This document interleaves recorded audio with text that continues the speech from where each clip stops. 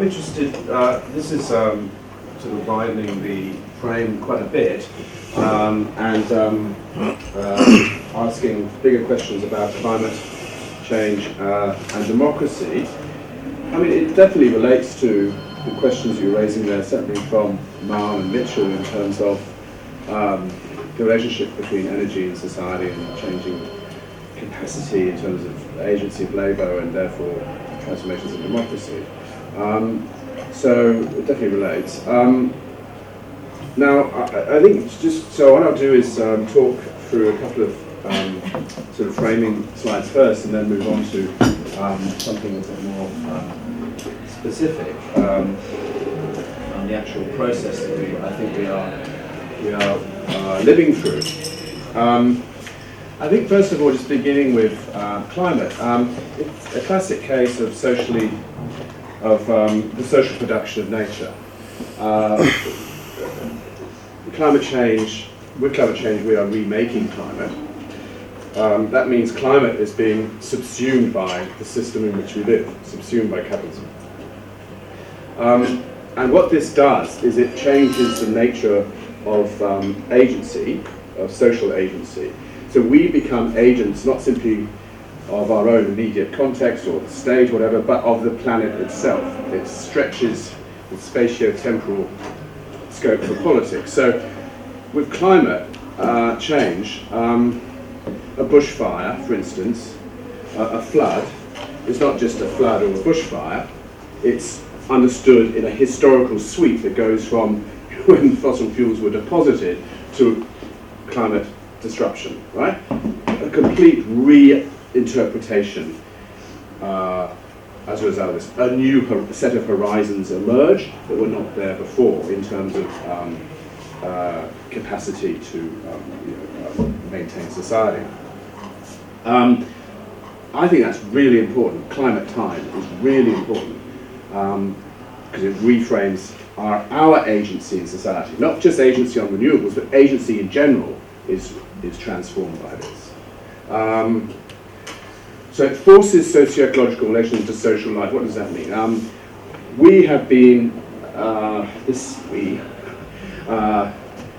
industrialized countries initially have been belching out, emissions for years and years, and it was never a political concern, right? With climate change, that becomes put on the table.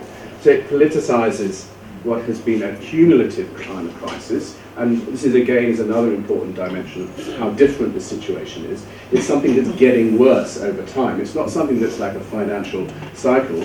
A financial cycle is actually a good thing for capitalism. It enables capitalism to renew itself. It's not good for us, of course, but a cumulative ecological crisis where there's an unremitting build-up of emissions, it's not very good for capitalism.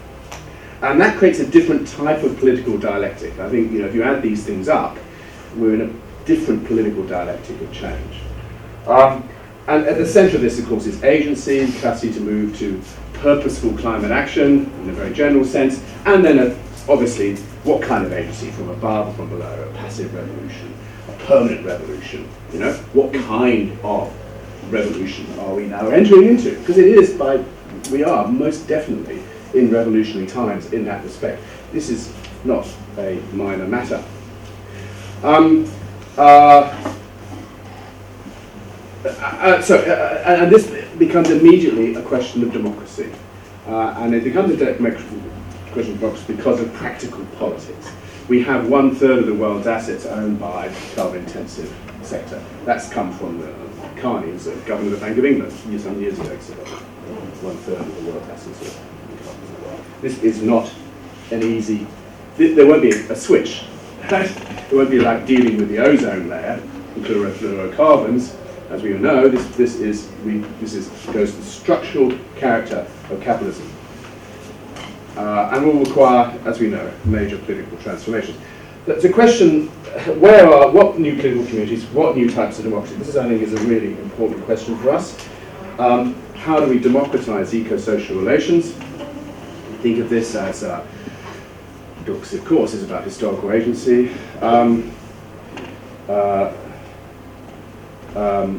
this is all, I've sort of covered this already, this forces from above and below, of course. There's enormous opportunities from above as well as from below in terms of the current conjuncture. I'll get into that in a minute in terms of authoritarianism. There's also denialism in the picture. And so what I'm suggesting here that our understanding of democracy has to change. And I'm going to start with the most negative and move to the most positive, hopefully. So the immediate reactive authoritarianism that we're experiencing in the context of emergency, what does the state do? It cancels rights. Right? In a bushfire context, the fire service has to be able to demolish people's houses to stop the fire from moving, right? Property rights are suspended in that context, obviously. So emergency response, everything can be suspended in the name of the emergency. Securitization, exclusions, think about climate migrants. And obviously this offers enormous opportunities for capital in terms of security agencies, and as we all know, securitization under disaster capitalism is an option for accumulation.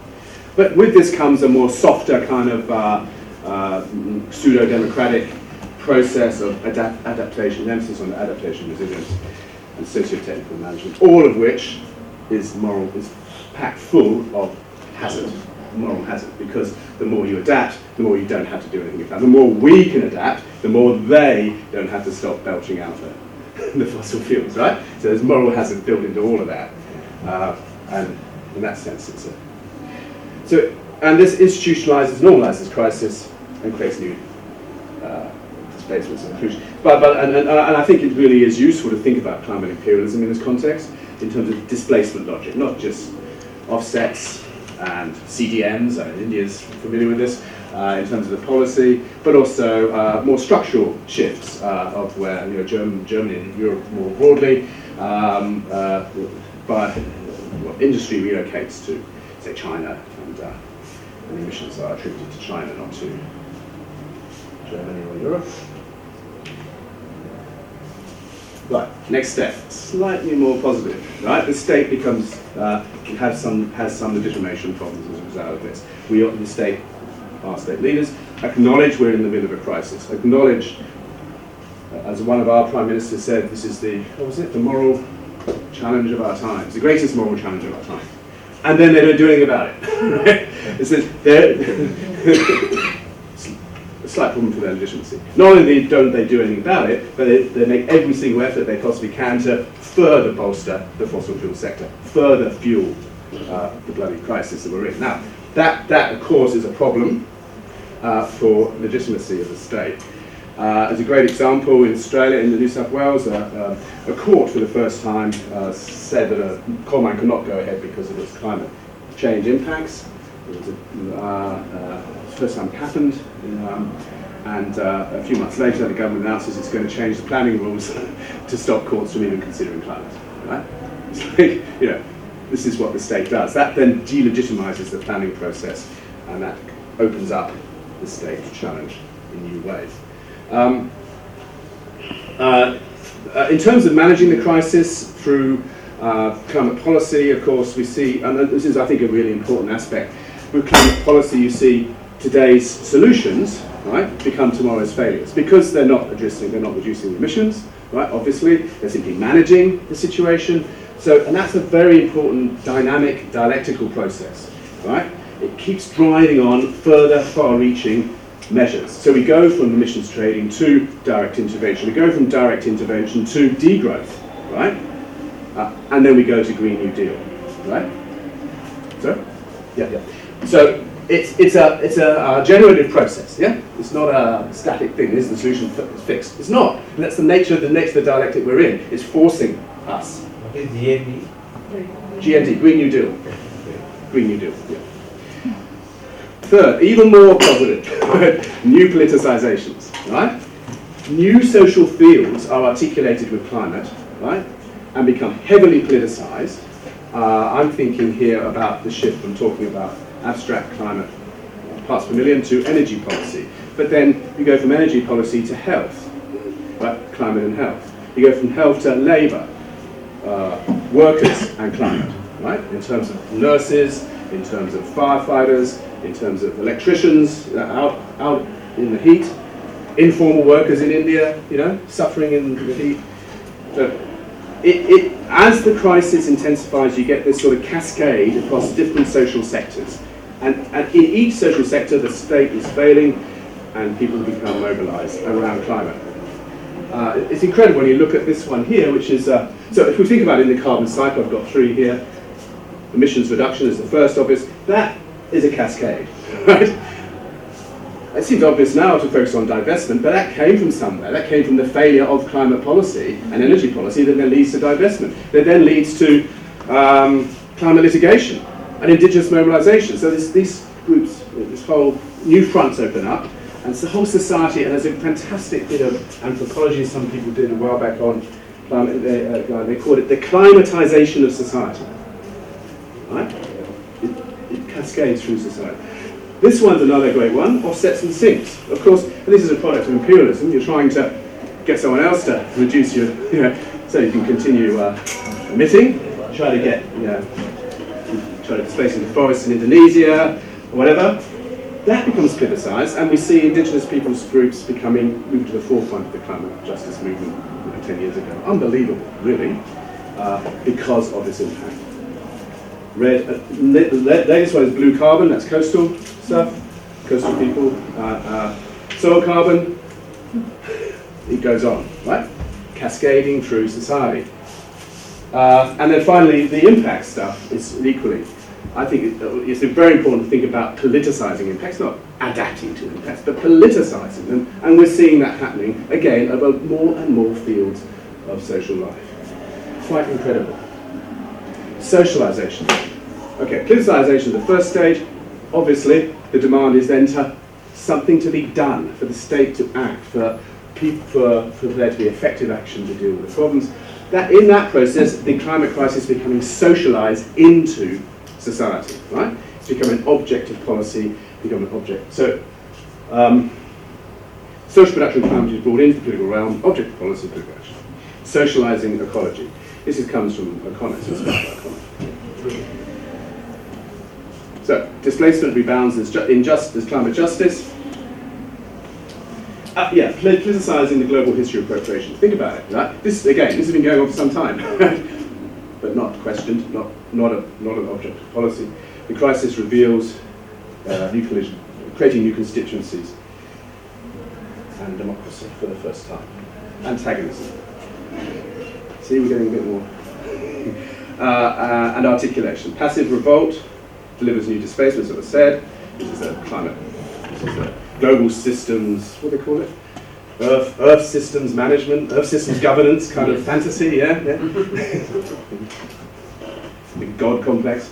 CO2 accompanying and so on, the reductionist approach, which then we've seen revolt against this, and dialectically thinking, obviously you get struggle, obviously you get movements emerging and so on, but actually crucially, and I think, you get new visions, you get new ideas of how society can be transformed to address this problem, right? And it's incredibly generative if you look at the field, living well, commoning, transition, energy democracy. You can look that up, the trade unions of energy democracy, absolutely amazing sort of development. Biocivilization, that comes from the World Social Forum process a few years back, and of course the New Deals, it's generative. We were talking earlier on about energy justice. Again, there's another whole concept that's emerged. And I'm going to stop in a minute, but I'm going to stop on these strategies, if that's all right. I'll just quickly outline them. Transition movements, decoupling, which we're very familiar with, post-political. So obviously people come at this from different perspectives, but I'm suggesting there's 3 that we might want to think about. Transition, which is the dominant one. We've basically been talking about that last day or so. It's all on policy, movement is the instrument. It's dealing to green growth, strategic framing. Your theory of change is political process centered. A post-political agenda is one that I think is becoming more prominent now. As society, as we're living in a changed climate, the movement becomes not an instrument because you don't have faith in our capacity to change. You express outrage, you express the emergency. It's a crisis of meaning, and often the solutions, the implicit solutions sometimes, are around sufficiency or degrowth. and it's expressed. It's a very different type of politics, expressive movement politics, not instrumental, and expressing things like extinction rebellion. Antisystemic. This is the weakest of the three, and it's more a provocation to the others. It's more of a line of criticism. Climate justice, focus on culprits, and commoning, socialized realms and so on, contention-centered. And so different kind of theories of social, theories of agency, actually, theories of climate agency. I can think of those as three different theories of climate agency: transition, post-political, system. So there's conflicts between them. I think the first one is the transition one is obviously dominant, but it's constantly being pushed because it's constantly failing. Post-political is now like becoming more and more influential as a kind of a wake-up call type of thing, but it's got its own problems, obviously. And then systemic, as I said, it's more of a provocation. And I'll stop there, just to say,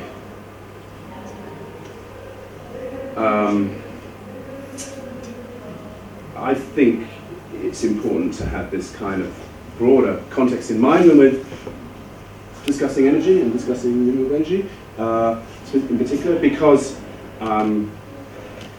it opens up the agenda for us. It allows us to move beyond what can be very locked in and narrow agendas around, say, social acceptance of renewable installations. I mean, that's a very, very circumscribed concept of participation and involvement, right?